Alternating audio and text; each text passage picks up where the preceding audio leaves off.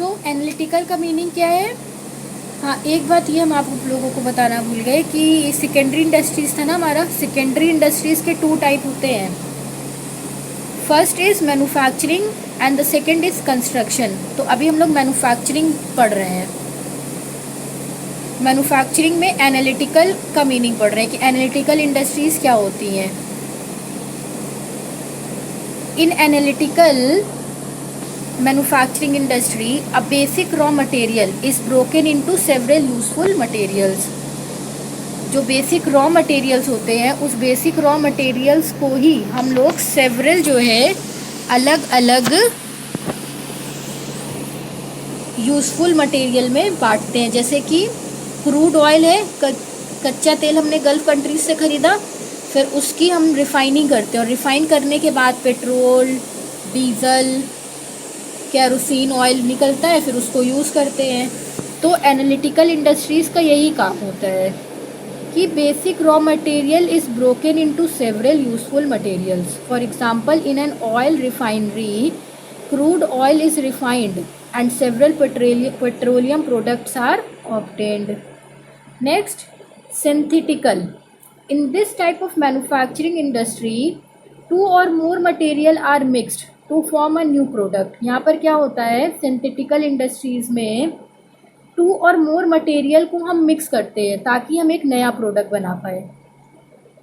जैसे कि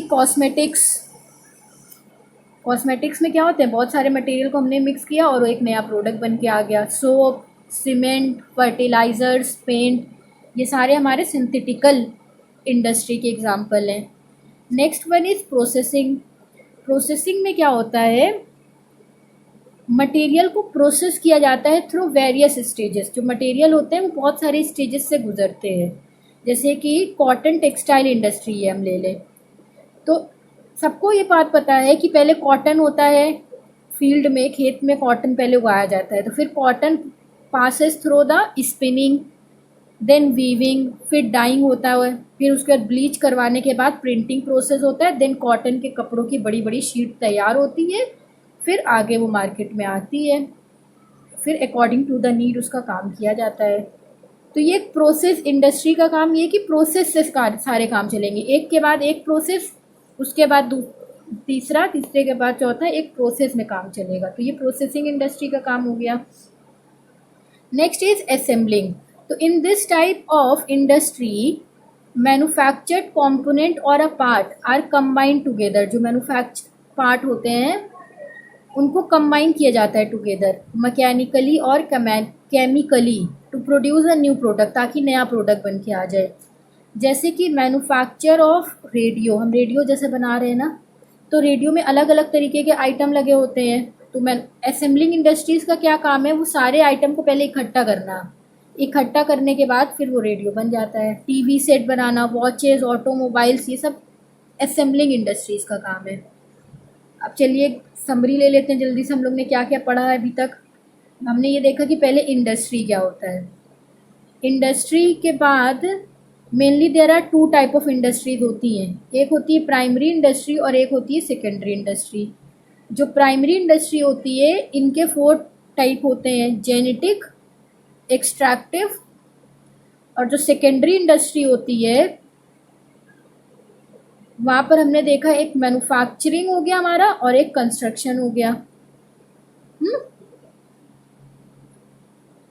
नहीं, फिर से देखिए, इंडस्ट्री जो है 2 पार्ट में बटी, प्राइमरी और सेकेंडरी।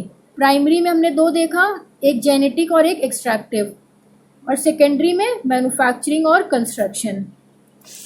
अब उसके बाद मैन्युफैक्चरिंग का 4 पार्ट पढ़ा, पहला एनालिटिकल, फिर सिंथेटिकल, फिर प्रोसेसिंग और फिर असेंबलिंग। ओके, अब हम लोग नेक्स्ट पढ़ने जा रहे हैं कंस्ट्रक्शन इंडस्ट्रीज क्या होती है। These industries are engaged in construction, erection and fabrication of buildings, bridges, roads। मतलब कंस्ट्रक्शन जैसा नाम है वैसे ही इनका काम है, ये कंस्ट्रक्शन पे पूरा ध्यान देंगे। ये वो इंडस्ट्री है जो कंस्ट्रक्शन पे काम करती है, बिल्डिंग, ब्रिज, रोड, डैम, ये सारे आइटम पे। They utilize the product of manufacturing industries के प्रोडक्ट को यूज़ करती है, जैसे कि ब्रिक, स्टील, सीमेंट, इन सबको यूज़ करके क्रिएट कर रही है basic infrastructure through the process of fabrication. And the distinctive feature of these industries is that their product remain fixed at one place. सबसे अलग फीचर इनका यही कि अगर एक जगह इंडस्ट्री लग गई तो ये वहीं की वहीं रहेगी and can not be taken physically to the market for sale. ये अपने प्रोडक्ट को मार्केट तक नहीं ले जाएंगे कि इंडस्ट्री उठा के सिविल लाइन्स लेके चले जाए कि हमने ये इंडस्ट्री बनाई है इसको बेचना है मार्केट में. ये काम इन्हें नहीं कर सकते. Product of construction industries are very durable. इन्होंने जो बना दिया वो सालों साल चलता रहेगा. अब नेक्स्ट है साइज के बेसिस पे या स्केल ऑफ ऑपरेशंस के बेसिस पे इंडस्ट्री को हम क्लासिफाई करते हैं 4 पार्ट में. पहला micro, then small, after that medium, फिर लार्ज इंडस्ट्री. तो on the basis of size के बेसिस पे या स्केल ऑफ ऑपरेशन के बेसिस पे कि कितने बड़े पैमाने पे काम हो रहा है उस पे हम इंडस्ट्री को बांट दे रहे हैं. सबसे छोटा माइक्रो, फिर उसके बाद स्मॉल, देन मीडियम, फिर लार्ज इंडस्ट्री हो गई.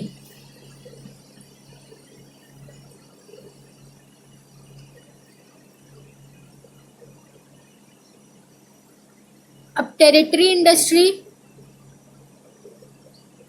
इंडस्ट्री में हमारा क्या है, ये वो इंडस्ट्रीज हैं जो प्रोवाइड करती हैं support service to the primary और सेकेंडरी इंडस्ट्री को. जो सपोर्ट दे रही है ना प्राइमरी को और सेकेंडरी को, उन्हें हम टेरिटरी इंडस्ट्री का नाम दे रहे हैं. जैसे कि transportation, warehouse, banking, insurance, packing. अब सामान बना दिया अगर प्राइमरी इंडस्ट्री ने तो ये आगे कहाँ कैसे पहुँचेगा. तो टेरिटरी इंडस्ट्री का काम है ट्रांसपोर्ट करने का. टेरिटरी इंडस्ट्री जो है वो ट्रांसपोर्ट करके पहुँचाएगी अल्टीमेट कंज्यूमर तक जिसको ज़रूरत है.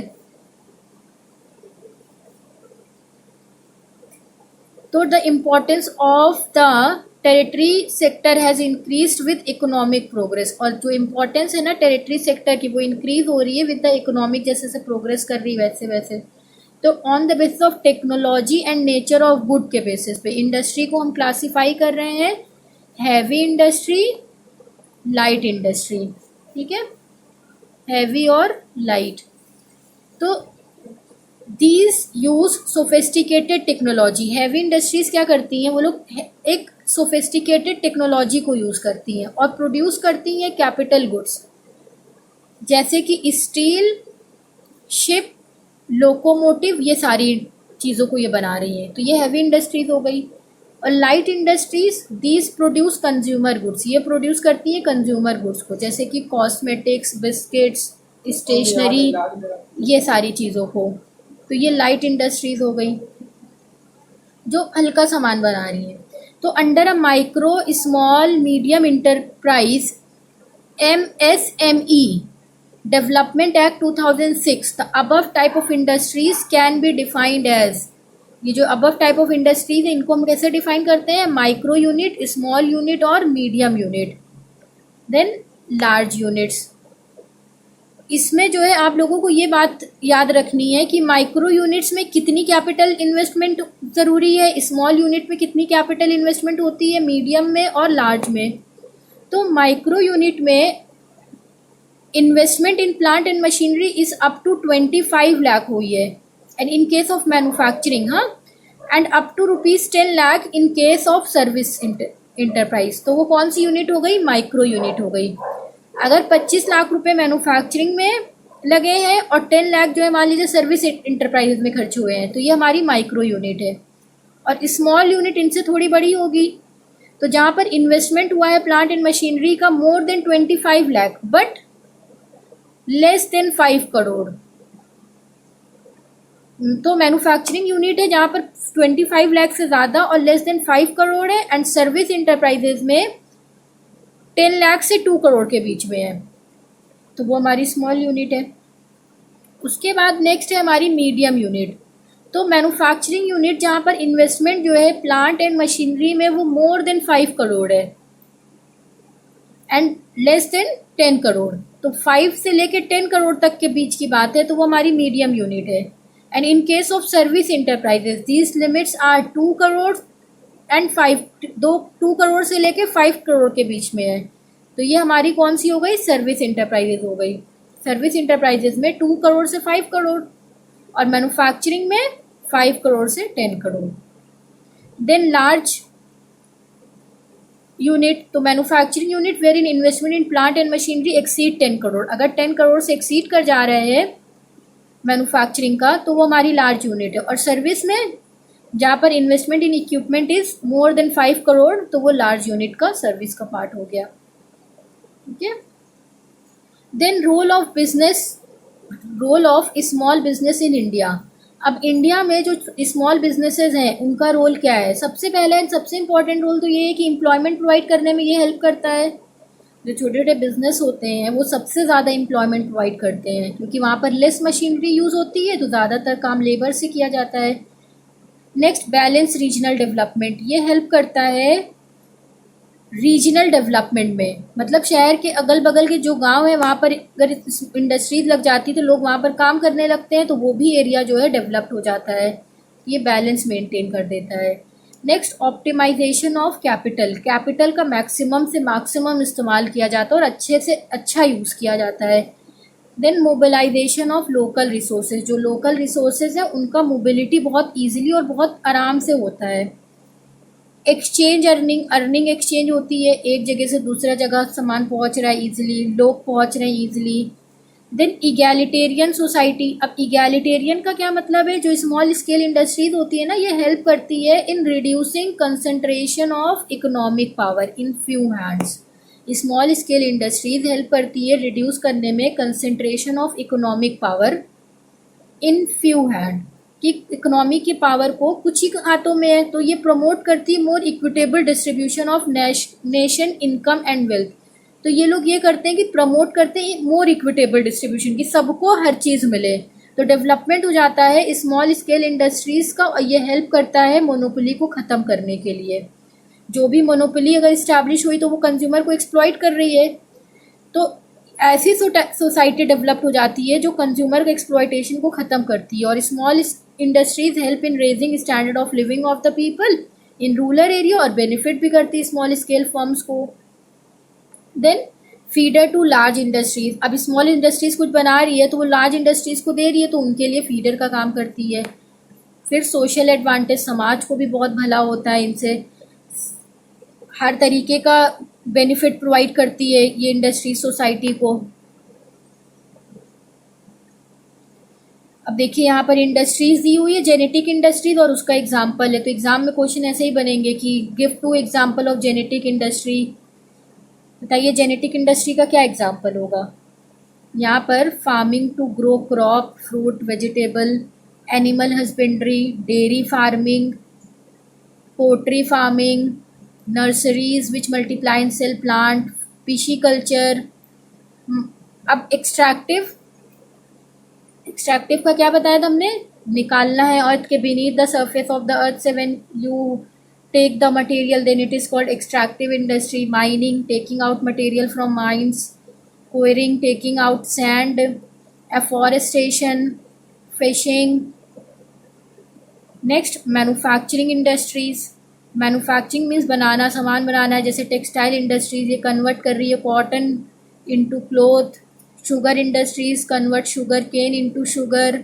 Steel industries convert iron into steel. Furniture industries which convert timber into pieces of furniture. Next, construction industries, construction of road, railway, bridge, ये सारी बनाना। बिजनेस के हमने देखे थे 2 part, industry and commerce. Industry हो गया हमारा पूरा, अब हम लोग पढ़ने जा रहे हैं कॉमर्स। तो कॉमर्स का क्या मतलब होता है? Commerce refer to all those activities, वो सारी एक्टिविटीज जो नेसेसरी है for bringing goods from the place of production to the place of the consumption, उसी को हम कहते हैं कॉमर्स। कॉमर्स का मेनली क्या काम है? सामान बना दिया यहाँ पे प्रोड्यूसर ने और यहाँ पर कंज्यूमर बैठा है। तो अब कॉमर्स का ये काम है कि ये जो सामान है ना इन तक पहुँचाना है, डिस्ट्रीब्यूशन का काम है। तो ये जो आयात ये कॉमर्स करेगा। Commerce refer to all the activity which are necessary for, सारी एक्टिविटीज जो नेसेसरी है for bringing goods from the place of production to the place of their consumption. तो commerce Commercial operation deal with the buying and selling of goods, exchange of commodities and contribution of finished product. Commerce include not only trade but also services भी यहाँ पर आती हैं, जैसे कि trade, transport, warehouse, packing, insurance, banking, ये सारी.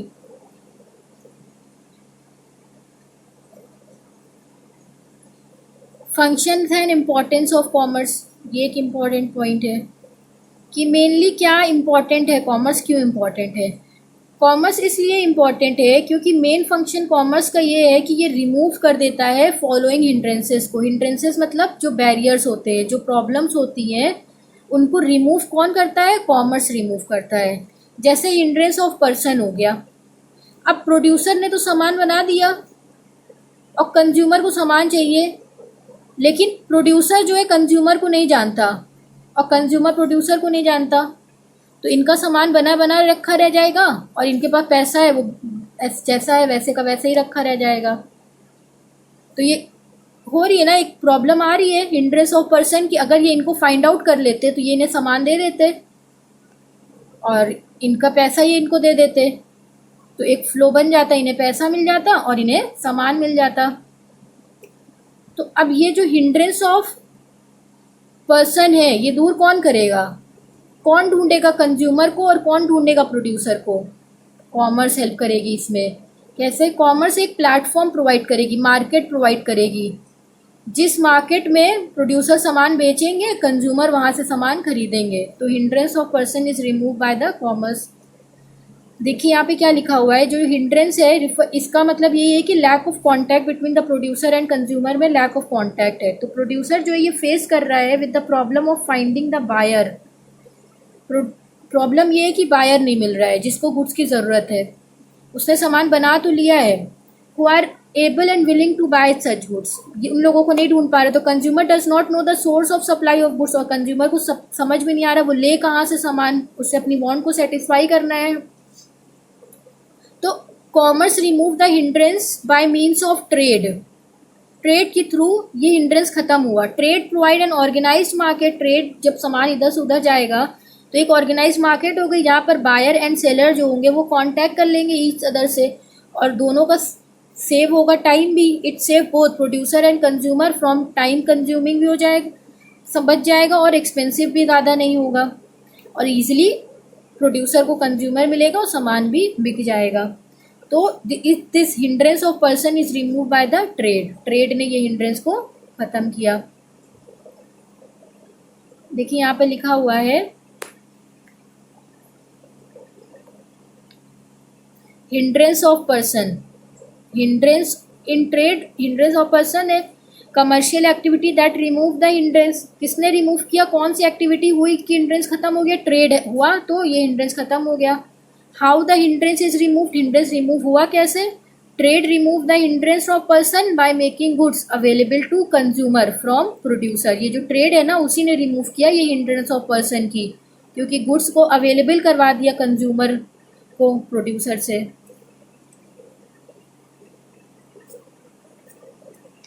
Next है हिंड्रेंस ऑफ प्लेस. अब प्लेस की हिंड्रेंस आई सामने. अब इसको कैसे दूर किया कॉमर्स ने, उसको तो पर्सन की हिंड्रेंस को तो ट्रेड से कर दिया. इसको जो है मेजर जो प्रॉब्लम है प्रोड्यूसर फेस कर रहा था, is to send their goods to distinct place without loss through theft. कहीं चोरी ना हो जाए, कहीं डैमेज ना हो जाए, ऐसी जगह उसको भेजना है उसको. अब अलग अलग जगह, अलग अलग शहर में सामान जाना है ना उसका, तो अब कैसे जाए सामान और बिना नुकसान के. तो commerce solve this problem bye means of transport. Commerce ने ये प्रॉब्लम भी सॉल्व कर दी, उन्होंने मीन्स ऑफ ट्रांसपोर्ट प्रोवाइड करवा दिया. अच्छे अच्छे ट्रक, शिप, कार्गो, माल गाड़ी जिसको हम कहते हैं, वो सारी चीज़ें प्रोवाइड करी.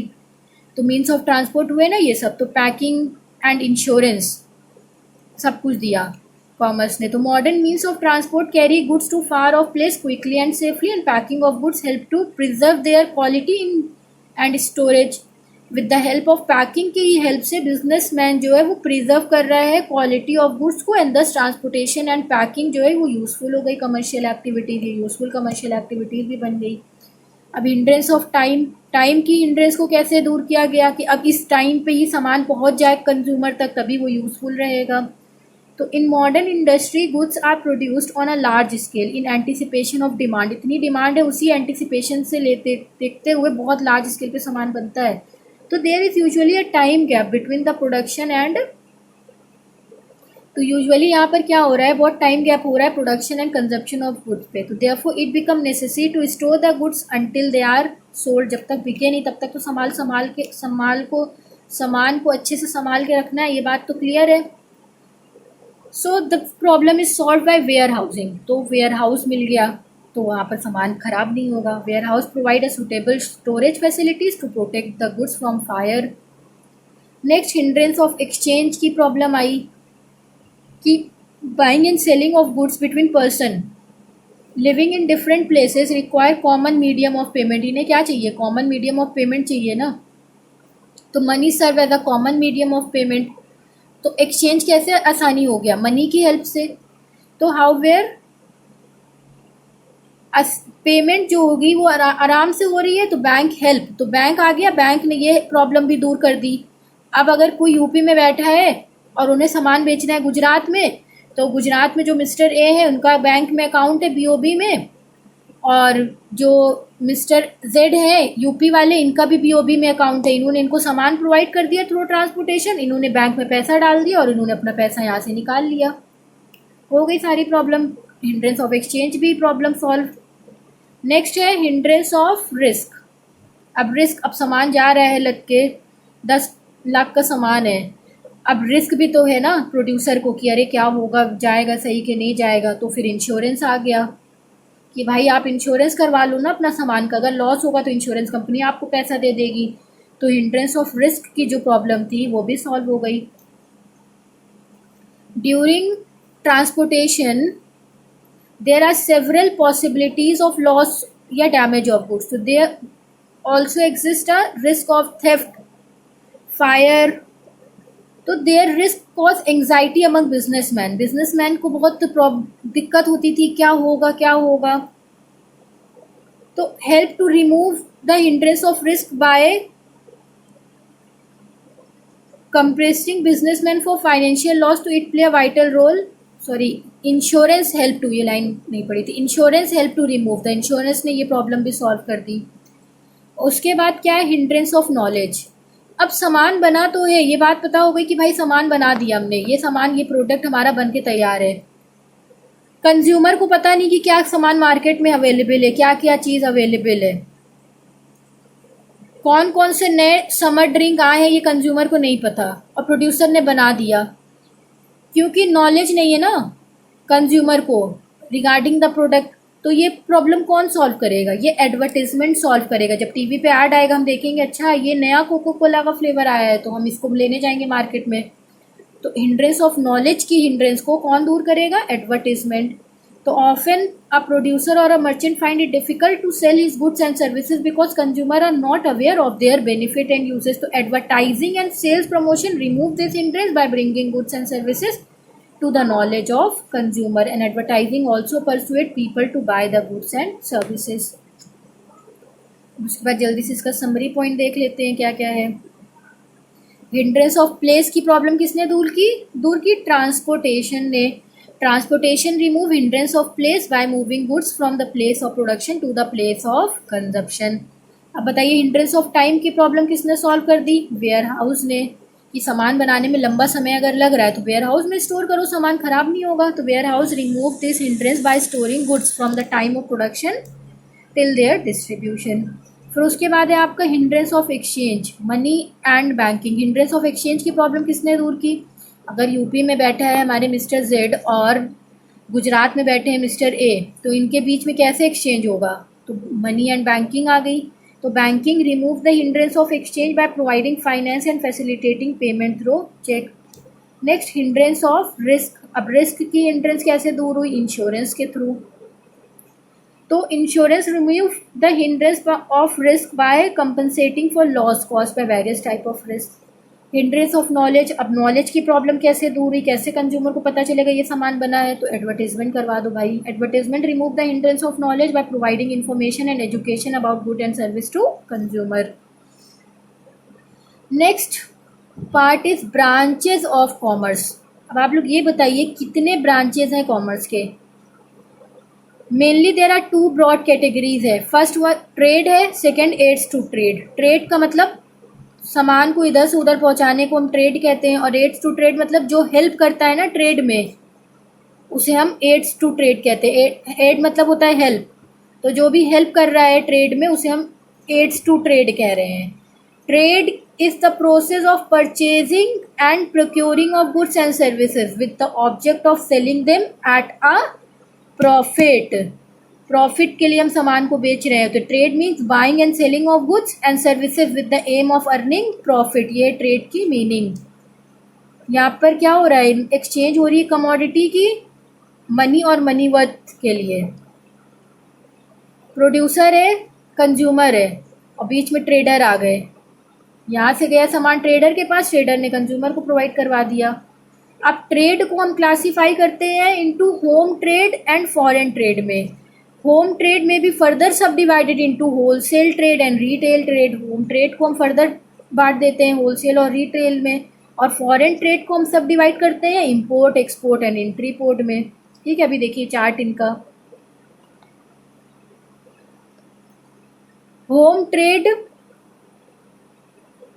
में होलसेल ट्रेड और रिटेल ट्रेड आता है ना, तो होम ट्रेड को हम और क्या नाम से जानते हैं, डोमेस्टिक ट्रेड और इंटरनल ट्रेड। जब trade with in the country होता है तो हम इसे होम ट्रेड कहते हैं। वही means buying and selling within the geographical boundaries of one country is called home trade, और डोमेस्टिक ट्रेड और इंटरनल ट्रेड। फिर होलसेल ट्रेड क्या होता है, means buying and selling of goods in large quantities. Goods are sold to industrial users और institutional buyer. जब हम large quantities का नाम ले लेते हैं तो वो हमारी होलसेल ट्रेड हो जाता है। A wholesaler specialised in a limited variety of goods. A wholesaler generally has to keep a large stock of goods. He usually sell goods on credit. ये हमें यूजुअली क्रेडिट पे बेचते हैं सामान, और huge amount of capital is required. अगर आपको wholesale trade करना है तो ह्यूज अमाउंट ऑफ कैपिटल की ज़रूरत पड़ती है। तो प्रोड्यूसर है, होलसेलर को दिया सामान, होलसेलर ने फिर रिटेलर को दे दिया। उसके बाद रिटेल ट्रेड है। रिटेल ट्रेड में क्या हो रहा है, buying and selling of goods in small quantities. जब स्मॉल क्वांटिटीज़ में सामान खरीदा और बेचा जाता है तो हम उसे क्या कहते हैं, रिटेल ट्रेड कहते हैं। Retail trade trader engage in retail trade are called retailers. A retailers buy good from the wholesaler and producer sell them directly to the ultimate consumer. ये देखिए होलसेलर है, a retailer buy goods from the wholesaler and producers. Retailer जो है ना वो producer और wholesaler से सामान खरीदता है और sell them directly to the ultimate consumer. और फिर उसके बाद जो है यहाँ पर रिटेलर है, रिटेलर जो है वो डायरेक्टली कंज्यूमर को बेच देता है।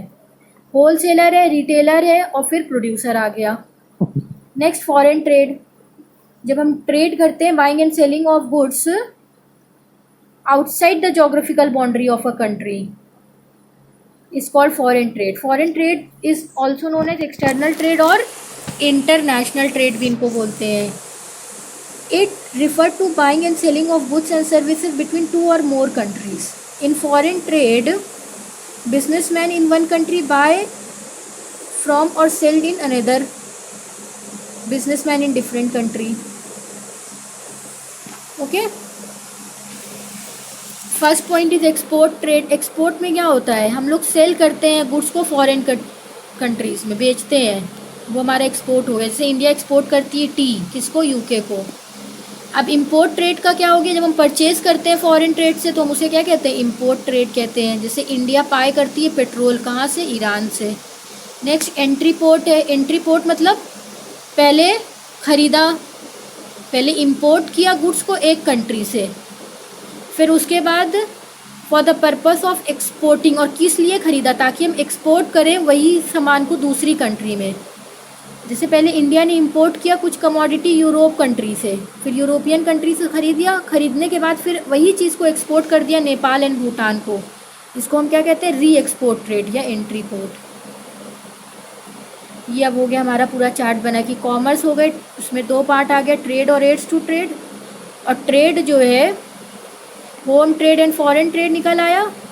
होम ट्रेड के अंदर दो आ गया, होलसेलर और रिटेलर, और फॉरेन ट्रेड में इंपोर्ट एक्सपोर्ट और एंट्री पोर्ट। नेक्स्ट है एड्स टू ट्रेड, मतलब क्या क्या चीज़ें हैं जो ट्रेड में हेल्प करती हैं। पहला है ट्रांसपोर्टेशन, अगर ट्रांसपोर्टेशन नहीं होगा तो सामान इधर से उधर जाएगा कैसे, तो ये हो गया। नेक्स्ट वेयर हाउस, मतलब जहाँ पर सामान को हम लोग अच्छे से प्रोटेक्ट करके रखते हैं, वो हो गया हमारा वेयर हाउस। नेक्स्ट इंश्योरेंस, जब हम सामान इधर से उधर भेज रहे होते हैं तो सम लॉस की जो होती है कि कभी सामान थेफ्ट हो गया तो क्या होगा, तो इंश्योरेंस कराना है, तो ये भी हेल्प करता है ट्रेड, एड्स टू ट्रेड है ये। फिर बैंकिंग एंड फाइनेंस, बैंकिंग मदद करता है पैसे को स्टोर करने में। एडवर्टाइजिंग, ये नॉलेज दे देता है कंज्यूमर को कि भाई ये सामान बना है, आप ये सामान खरीद लीजिए। फिर डिस्टिंक्शन है इंडस्ट्री, कॉमर्स एंड ट्रेड का, उसको पढ़ लीजिएगा आप लोग पूरा मीनिंग। उसके बाद है inter relationship between commerce, industry और ट्रेड, मतलब इंटर रिलेशनशिप का मीनिंग होता है कि हर एक चीज़ जो है ना एक दूसरे पे डिपेंड है। जैसे इंडस्ट्री डिपेंड है कॉमर्स पे, कॉमर्स डिपेंड है ट्रेड पे, तो ये हो गया इंटर रिलेशनशिप का मीनिंग। ये देखिए बना हुआ है ना, इंडस्ट्री है और ये कॉमर्स है। इंडस्ट्री इनको क्या प्रोवाइड करती है, कॉमर्स को प्रोवाइड बेस, सारा रॉ मटेरियल से सारी चीज़ें प्रोडक्ट बना के देती है। और कॉमर्स जो है इनको क्या प्रोवाइड करती है, इंडस्ट्री को प्रोवाइड करती है आउटलेट, सारा अपने सारी हेल्प प्रोवाइड करती है सामान कंज्यूमर तक पहुंचाने के लिए। अब इंडस्ट्री ट्रेड को क्या प्रोवाइड करती है, बेस, कि ये सामान जो है आपको भेजना है दूसरी जगह, और ये ट्रेड इनको क्या देता है, प्रोवाइड आउटलेट देता है।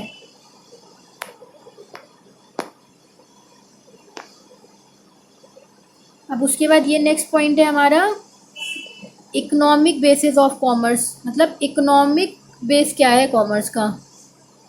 Economic is the basis of all commercial activity, जो इकोनॉमिक्स है वो बेस है सारी कमर्शियल एक्टिविटी का। Economics is concern with satisfaction of human want, economic mainly human want को सेटिस्फाई करने का हमेशा काम करती है। अगर हमें सेटिस्फाई करना है ना ह्यूमन वांट्स को, in order to satisfy human wants goods and services are produce, तो गुड्स एंड सर्विस को प्रोड्यूस करना ही पड़ेगा, फिर एक्सचेंज करना पड़ेगा गुड्स एंड सर्विसेज को, देना पड़ेगा ना कंज्यूमर को, because necessary once goods are produced.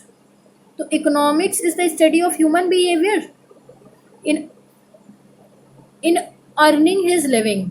To earn this living, men enter into a wide variety of occupation concerned with production of goods and services that are needed by the community in which they live. फिर ये क्या हमारा differences in human wants, हर इंसान की want अलग अलग होती है, तो जिसकी जो वांट सेटिस्फाई करेगी वही सामान वो यूज़ करेगा। तो human wants are unlimited, whereas resources जो अवेलेबल है वो सेटिस्फाई करने के लिए वांट को वो तो लिमिटेड है। तो every customer like to make the best use of his resource, ताकि वो अपनी वांट को सेटिस्फाई करे। तो कॉमर्स जो है वो मेक करती है goods and services available at reasonable price पे देती है, ताकि हर इंसान खरीद पाए और उसकी वांट सेटिस्फाई हो जाए। तो thing produced anywhere in the world are bought to the place where they are needed by the consumer. फिर division of labour, everyone specialize in activities in which he is most efficient, तो every country also produces only those product in which its cost are the lowest, जो हर country वो वही सामान बनाती है जो सामान को वो सबसे कम लागत पे बना सके। In other world, no individual या country is best fitted for the production of all the commodity it required. This is called the theory of comparative cost advantage की भी ये theory होती है हमारी। फिर uneven geographical distribution of resources, हर जगह रिसोर्सेज अलग अलग हैं, तो अकॉर्डिंग टू देयर रिसोर्सेज ये सामान बनाती है। ओके स्टूडेंट, तो ये अब आपका आ गया समरी, इसको भी आप लोग एक बार पढ़ लीजिएगा और इम्पॉर्टेंट पॉइंट्स सारे याद करने हैं, जो पीछे क्वेश्चन बैंक दिए हैं उसको अच्छे से याद करिएगा।